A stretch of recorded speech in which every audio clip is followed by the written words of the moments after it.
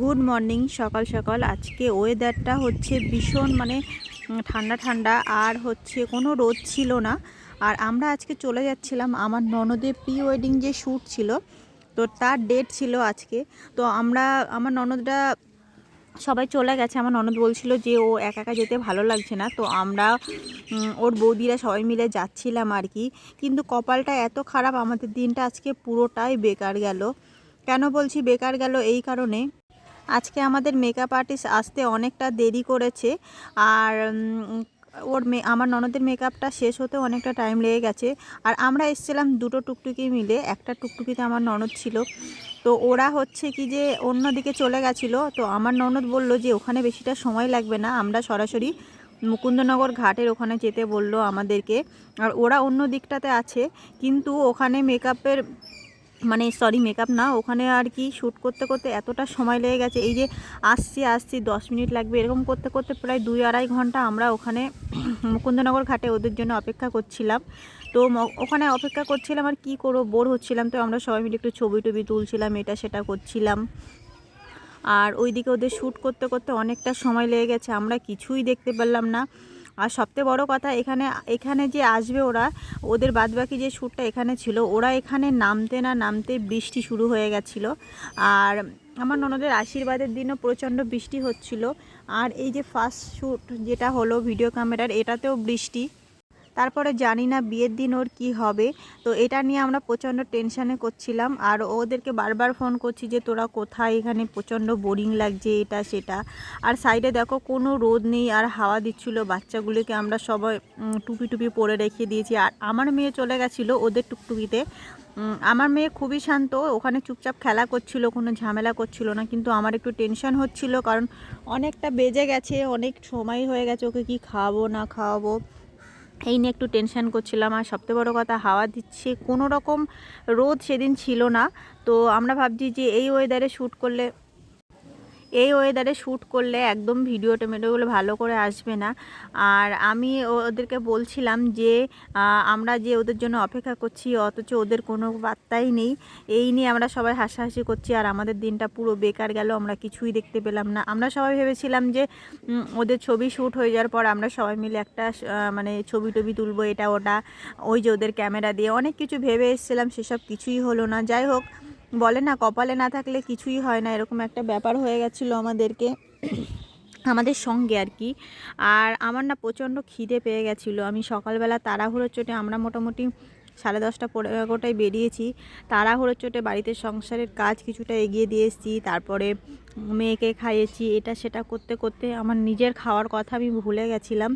তো আমি যখন এখানে এসে আমার প্রচণ্ড খিদে পাচ্ছে, তখন মনে পড়লো যে আমি সকাল থেকে কিছু খাইনি। তো সাইডে একটা দোকানে গেছিলাম, দোকান থেকে গিয়ে কিছু খাবার কি আছে, চিপস, তারপরে কেক, এটা সেটা খেয়ে খিদে আমার পেট ভরছে, খিদে পাচ্ছিলো আরও।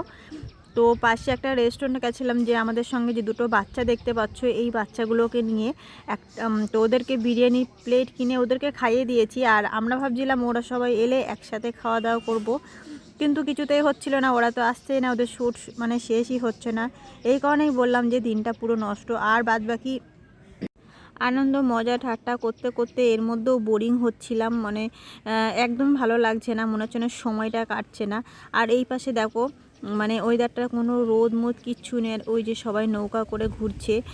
আমার না গঙ্গার ধারে যেতেই কেমন ভয় লাগে, খুবই ভয় লাগে আমার গঙ্গার ধারে যেতে। তো আমি তো একদমই ধারে টারে যাচ্ছিলাম না। অনেকেই কী করে, গঙ্গায় যখন যায় পাশে গিয়ে একটুখানি পাটাগুলো ধুয়ে নেই, এটা ওটা করে, কিন্তু আমি ধারেই না, নিচে নামিই না। আর আমার দুই যা বাচ্চাগুলো সামলাতে সামলাতে পাগল হয়ে গেছে। আমার বাচ্চা ছিল না, আমার বাচ্চা আমার একটা ননদের কাছে ছিল, ওর কাছেও ভালো থাকে, ওই জন্য আমার কোনো হ্যাপা নিতে হয়নি।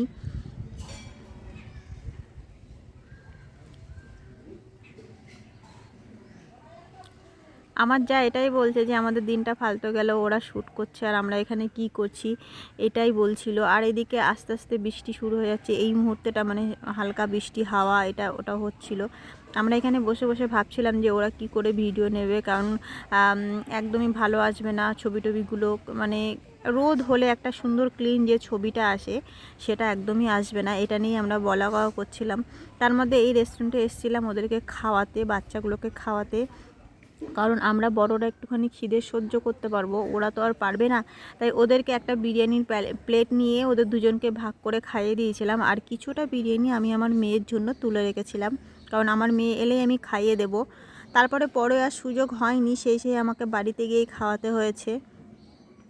আমার মেয়ে যখন অনেকক্ষণ পর আমাকে দেখে তখন ও প্রচণ্ড এক্সাইটেড হয়ে গেছিলো, আর ও খাচ্ছিল না। তারপরে বললাম না বৃষ্টির কারণে আমাদের বাড়ি চলে যেতে হয়েছিল, আর বাড়ি যাওয়ার ভিডিওগুলো আমরা ভালো করে নিতেও পারিনি।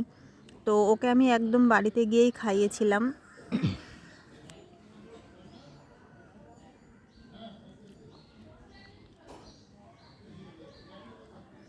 আমি বলতে চাইছি যে ও ওর ছেলে থেকে খাচ্ছে আর ও ওর ছেলে থেকে খাচ্ছে, দুজনের কিছুটা পেট ভরলো, আর আমি বেচারি একা পড়ে গেছিলাম।